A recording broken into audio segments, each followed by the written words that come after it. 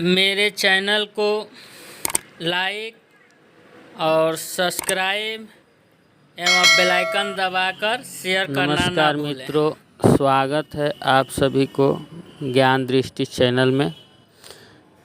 मेरे इस वीडियो में आप सभी के सामने कुछ मैं ऐसी बातें लेकर आया हूँ जो अति आवश्यक है। बहुत से हमारे मित्र हैं, मतलब आपसे क्या कहें, 80% मान लीजिए 85% जो लोग यह कह रहे हैं, हम बात किए थे, बोलते हैं लोग कि जो हम कर्म अभी कर रहे हैं उसके बारे में ही हम सोचें, अगला जन्म में क्या हुआ क्या नहीं हुआ उसके बारे में हम क्यों बात करें। तो मेरा कहना है आप सभी उन मित्रों से कि यह आपकी धारणा बिल्कुल गलत है। हमारे अंदर अभी बहुत अज्ञानता है जिसको जानना ज़रूरी है, और बिना चर्चा के हम किसी बात के तह तक नहीं जा सकते हैं। जो धूल है उसे हटाना होगा।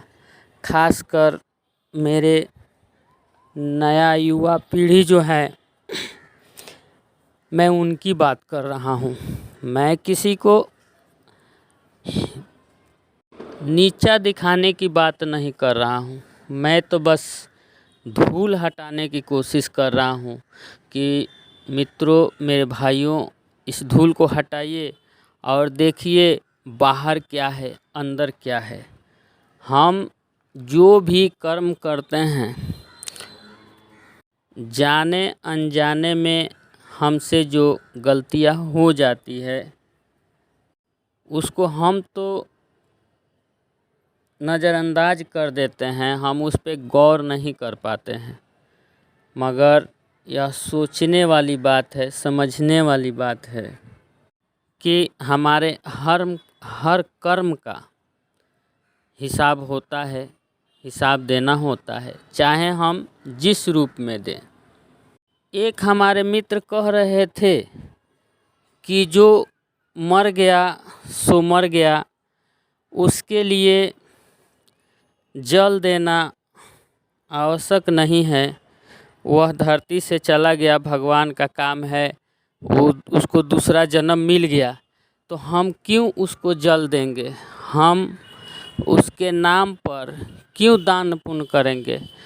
क्या दान पुण्य करने से उस व्यक्ति को हम जो भी दान करेंगे उसको प्राप्त होगा? नहीं हो सकता है। मगर मेरा यह कहना है, यह मानना है कि होता है। मरने वाला व्यक्ति के नाम पे आप जो दान करते हैं वो उन्हें मिलता है, और ज़रूर मिलता है।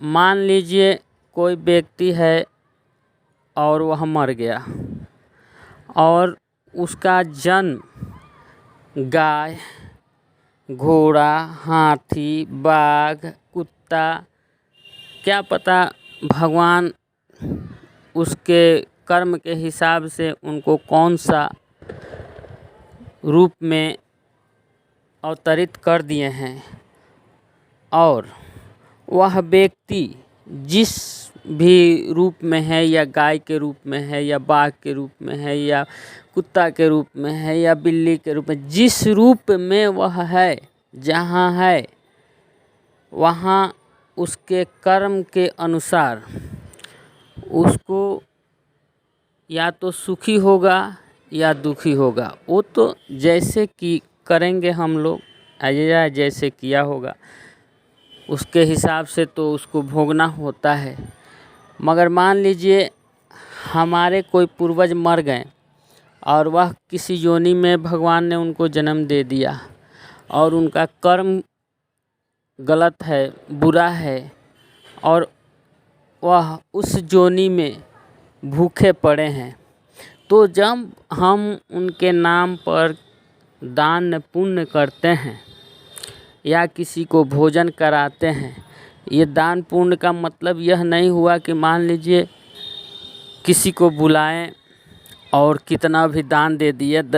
ये सब हम नहीं कर रहे हैं। हमारे कहने का मतलब है भूखे को खाना खिलाएं, ज़रूरतमंद है उसको ज़रूरत पूरा किए। जैसे किसी के पास वस्त्र नहीं है, किसी के पास खाने को नहीं है, बहुत मजबूर इस धरती पे बहुत सारे मजबूर लोग हैं। उन बेसहाय असहाय लोगों को आप सहायता करते हैं, आप योगदान देते हैं और मन में यह रखिए कि हे भगवान, यह जो हम कर्म कर रहे हैं इसकी सारी श्रेय हमारे पूर्वज को मिले। तो इससे होता यही है कि वह व्यक्ति जो बुजुर्ग, जो आपके परिजन या जो भी हो, जो इस दुनिया में नहीं रहे हैं और वह उनकी मृत्यु हो गई हो और वह कहीं अवतरित हो चुके हैं किसी रूप में, अगर वह बाघ के रूप में अवतरित हैं, उन्हें मांस कहीं से ना कहीं से भगवान ज़रूर व्यवस्था कर देंगे। अगर वह गाय के रूप में, मवेशी के रूप में हैं, तो उसको चारा का व्यवस्था भगवान ज़रूर कर देंगे। यही उसका फल होता है। मगर यह बहुत गूढ़ रहस्यमय बात है, इसके तह तक हम लोग नहीं जा पाते हैं। मान लीजिए आप कहीं पे हैं और हम आपसे बहुत दूर है, कहीं पे हम भी हैं और आपके मोबाइल में चार्ज नहीं है और हमने आपका नंबर दुकान में दिया और पैसा दिया और बोल दिया कि भैया यह इतना पैसा इस नंबर पे डाल दीजिए।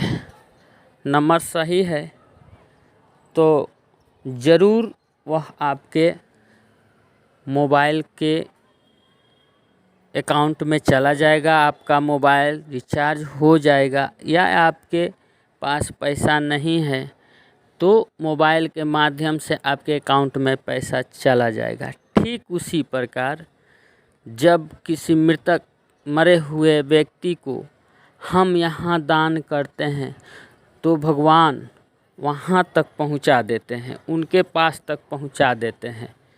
क्योंकि सही जैसे हमारा नंबर मोबाइल का गलत हो गया तो नहीं पहुँच पाएगा, वैसे ही हम अगर सही ढंग से अगर वह पहुँचाना चाहे तो पहुँच सकता है। इसलिए उसमें प्रावधान बनाया गया है कि आपका नाम पूछा जाता है, गोत्र पूछा जाता है, कुंडी सब पूछा जाता है और पूरा विधि विधान से हम दान करते हैं। तब वो जो दान हम किए, वह दान हम जिस व्यक्ति के नाम पे किए हैं उन तक पहुंच जाएगा, चाहे जिस रूप में पहुंचे, पहुंचना ही है। यह है आध्यात्मिक।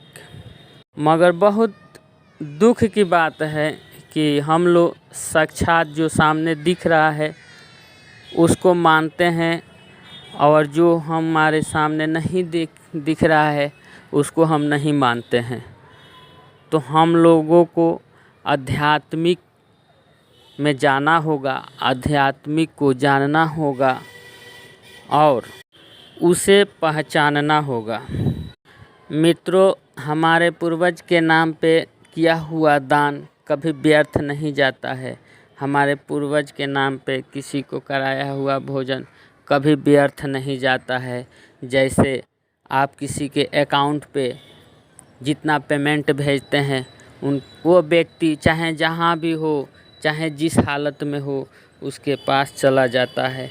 ठीक वैसे ही हमारा यह किया हुआ दान उन तक, जिन व्यक्तियों तक हम जिन व्यक्तियों के नाम पे करते हैं उन तक पहुंचता है। यह वीडियो यहीं पे मैं अब समापन की तरफ ले चलता हूं, क्योंकि इस पे चर्चा करने से बहुत लंबा वीडियो हो जाएगा।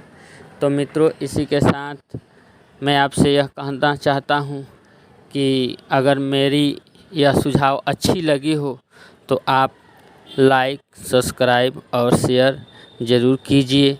और आध्यात्मिक जो